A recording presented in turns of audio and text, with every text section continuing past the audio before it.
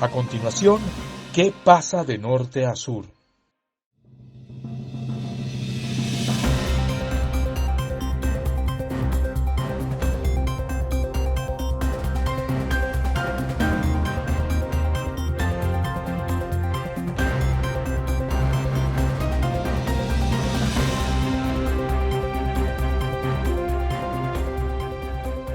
Amigos de VPI TV, bienvenidos a una nueva entrega, a una nueva emisión de ¿Qué pasa de norte a sur? El programa de VPI TV dedicado al análisis internacional, como de costumbre. Se encuentra con ustedes Alejandro Linares Mendoza, periodista y analista internacional. El programa de esta noche forma parte de los resúmenes que hemos estado compartiendo con ustedes acerca de los acontecimientos más importantes registrados durante el año 2023.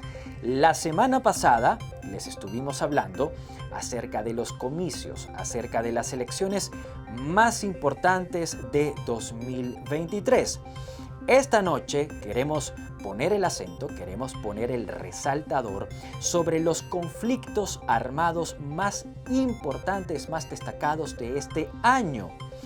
Entre esos conflictos se encuentra, por supuesto, la confrontación armada entre Israel, el Estado de Israel y el grupo terrorista islámico Hamas, y además se encuentra la guerra entre Ucrania y Rusia, o Rusia y Ucrania, como ustedes mejor lo prefieran. Vamos a comenzar con el conflicto entre Israel y Hamas. Todo comenzó el pasado 7 de octubre, el sábado 7 de octubre, cuando decenas, tal vez cientos de milicianos de Hamas pasaron de la Franja de Gaza al territorio de Israel. Lo hicieron por aire, lo hicieron por mar, lo hicieron por tierra. Luego de encontrarse en territorio israelí, estos milicianos no solo atacaron a los policías, no solo atacaron a los soldados, no solo atacaron a las fuerzas de seguridad israelíes, también atacaron a la población civil, atacaron a los ciudadanos. De hecho, masacraron a muchas familias israelíes en territorio israelí. Adicionalmente, luego de perpetrar estos ataques horrendos, atroces, los milicianos de Hamas tomaron a cientos de personas y las movilizaron por la fuerza desde Israel hasta la Franja de Gaza. De hecho, según lo aportado, lo compartido por las autoridades israelíes, Hamas llegó a secuestrar hasta 200 personas, hasta 200 ciudadanos que, repetimos, fueron llevados por la fuerza hasta la Franja de Gaza. Luego de esto vino una embestida con cohetes. Hamas lanzó cientos de cohetes desde la Franja de Gaza hacia el territorio de Israel. Estos cohetes hicieron impacto en distintas urbes israelíes, llegando a amenazar incluso a Tel Aviv, que es la capital del Estado de Israel. Ante todos estos incidentes, ante todos estos hechos, ¿cómo respondió Israel? Pues bien, las autoridades israelíes le dieron rienda suelta a una operación que fue bautizada como Espadas de Hierro. Esta operación se realizó por tierra gracias a las tropas del ejército israelí, pero también se realizó por aire a través de la participación de la Fuerza Aérea del Estado de Israel. Con esta ofensiva militar, Israel atacó importantes objetivos del grupo terrorista islámico Hamás en Gaza. Y cuando hablamos de importantes objetivos, nos estamos refiriendo no solo a bases, no solo a centros de operaciones, sino que también estamos hablando sobre líderes de Hamás. Gracias a su operación militar, gracias a su ofensiva militar sobre la Franja de Gaza, Israel logró dar de baja, logró neutralizar a varios de los líderes más importantes del grupo terrorista yihadista islámico Hamás. Con esto, Israel ha logrado debilitar a esa organización terrorista. De hecho, el objetivo de Israel no es solo debilitar a Hamás. El objetivo de Israel es también expulsar a Hamás de la Franja de Gaza, de modo que ese grupo terrorista no pueda seguir utilizando a Gaza, no pueda seguir utilizando a ese enclave palestino como centro de operaciones para atacar al Estado de Israel. En este segundo bloque vamos a seguir tocando ese tema, pero ahora con la intención de explicarles cómo ha progresado la ofensiva militar de Israel sobre la Franja de Gaza.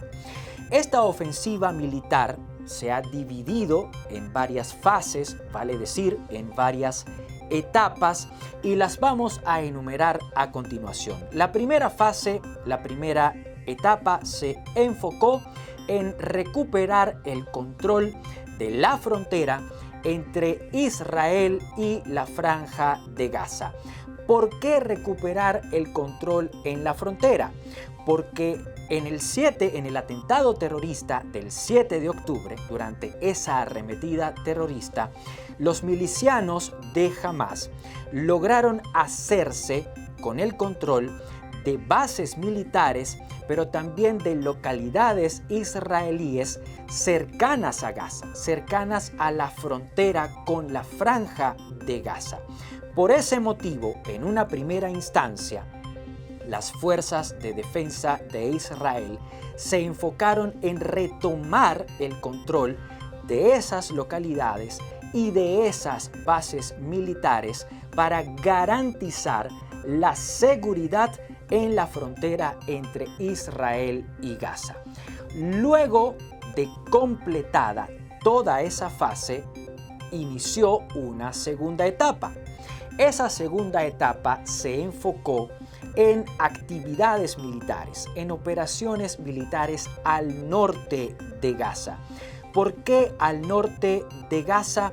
Porque, según se ha dicho desde Israel, es donde se encontraban buena parte de las bases de operaciones más importantes de Hamás. Y no solo se encontraban las bases de operaciones, sino que también al norte de Gaza es donde estaban refugiados buena parte de los líderes más importantes del grupo terrorista islámico. De igual modo, se ataca al norte de Gaza para neutralizar una posible ayuda de Líbano y más concretamente del grupo terrorista Hezbollah a sus colegas de Hamás. Por esa razón, insistimos, la segunda fase, segunda etapa de la operación militar de Israel sobre Gaza se enfocó al norte de la franja. Una vez que se lograron los objetivos militares al norte de Gaza, las fuerzas de Israel empezaron a avanzar hacia el centro de la franja, hacia el centro del enclave palestino y más tarde hacia el sur de Gaza, prácticamente hasta los límites entre Gaza y Egipto. ¿Con qué intención actuó el ejército de Israel o por qué el ejército de Israel avanzó desde el norte hasta el centro y desde el centro hasta el sur? Lo hizo con el objetivo de barrer progresivamente a Hamás de la Franja de Gaza. Lo hizo con el objetivo de expulsar a los milicianos de Hamás de la Franja de Gaza. ¿Esto para qué?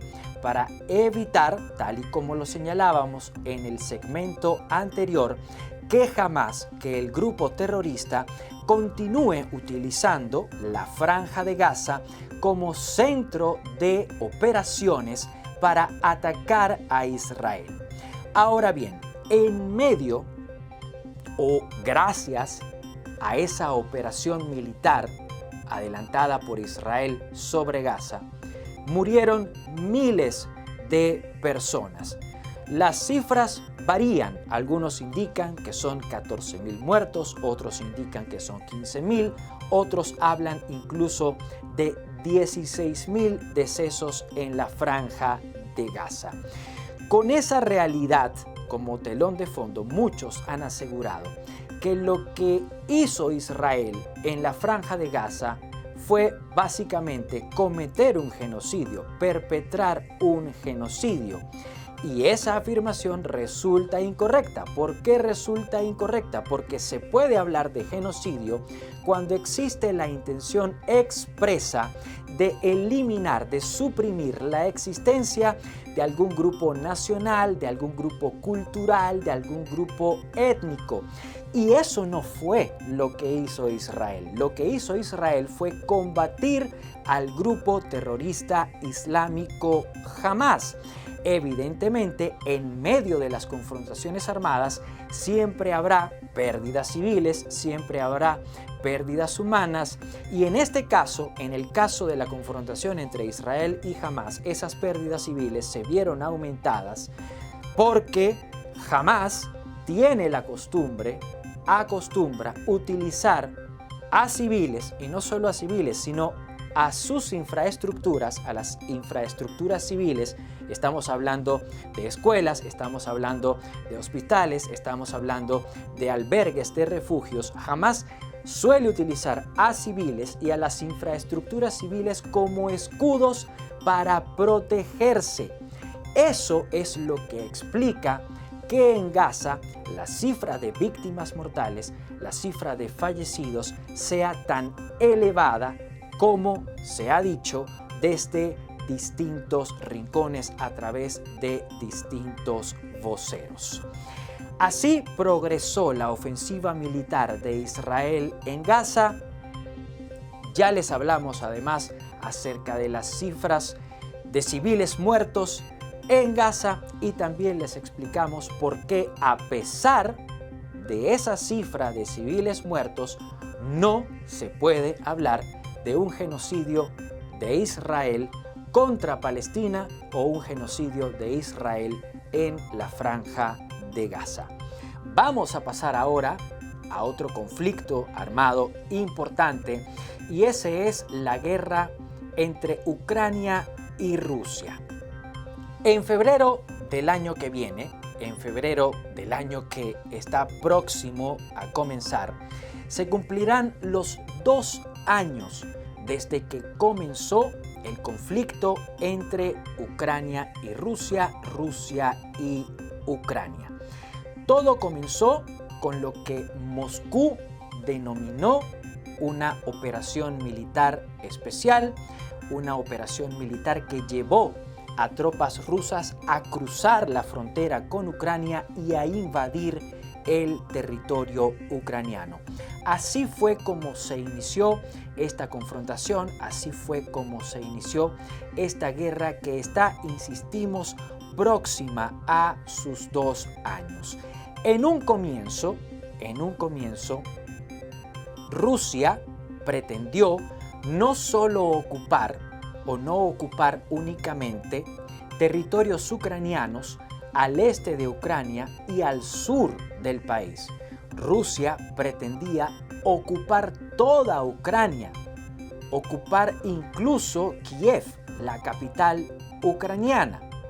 A pesar de esas ambiciones, Ucrania, gracias a su ejército, gracias a los civiles que se han sumado al ejército ucraniano, pero también gracias al apoyo decidido de potencias occidentales como Estados Unidos logró evitar que Rusia se hiciera con el control de toda Ucrania.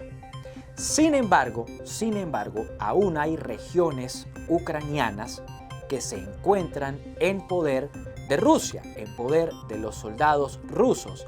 Les estamos hablando de regiones que están ubicadas al sur y de regiones que están ubicadas al oriente, al este de Ucrania. Para intentar contrarrestar esa realidad, durante este año, durante este 2023, Ucrania emprendió una contraofensiva, es decir, se apertrechó, se preparó, se planificó para atacar a las fuerzas rusas que se encuentran apostadas tanto al este de Ucrania como al sur del país. Sin embargo, esa ofensiva militar no ha brindado los frutos esperados. Las tropas ucranianas no logran avanzar o no han logrado avanzar y por tanto no han logrado ni expulsar a las tropas rusas, ni expulsar a los militares rusos, ni retomar el control de esas poblaciones que se encuentran ilegalmente ocupadas por Rusia. Esto, por supuesto, ha generado una seria preocupación, una severa preocupación en Occidente, sobre todo en Estados Unidos, que es el principal aliado de Ucrania en esta guerra con Rusia.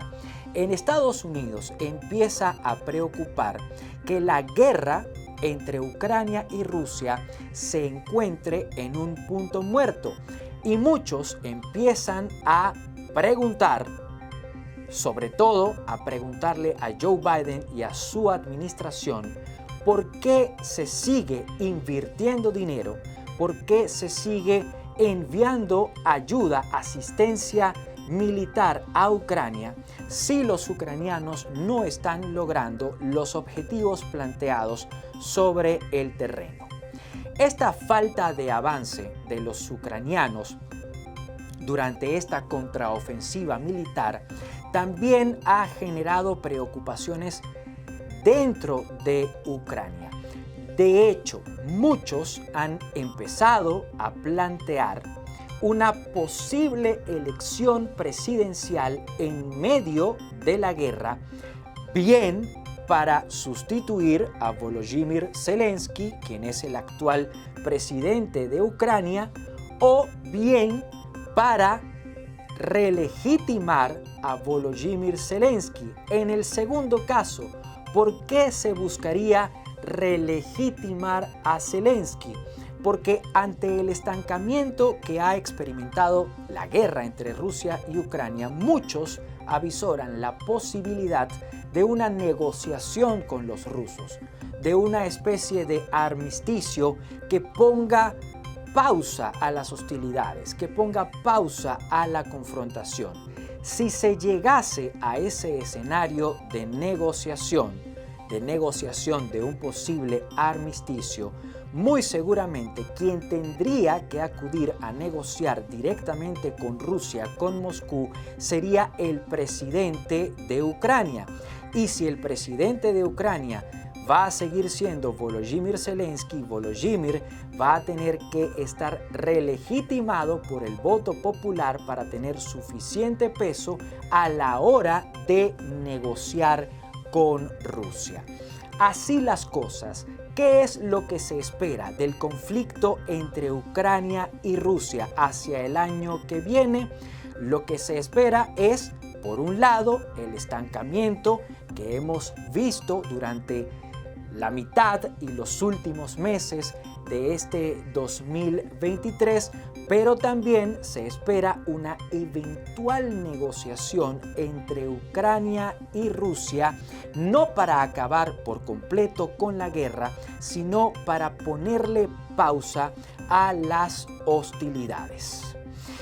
Con esto, nosotros vamos a cerrar esta emisión especial, esta emisión resumen de qué pasa de norte a sur. Les compartimos los conflictos armados más importantes de 2023. Nos despedimos hasta el año que entra, deseándoles el mejor 2024 posible. Como de costumbre, les acompañó, les habló Alejandro Linares Mendoza, periodista y analista internacional. Y como suelo decirles, estar con ustedes siempre será un placer.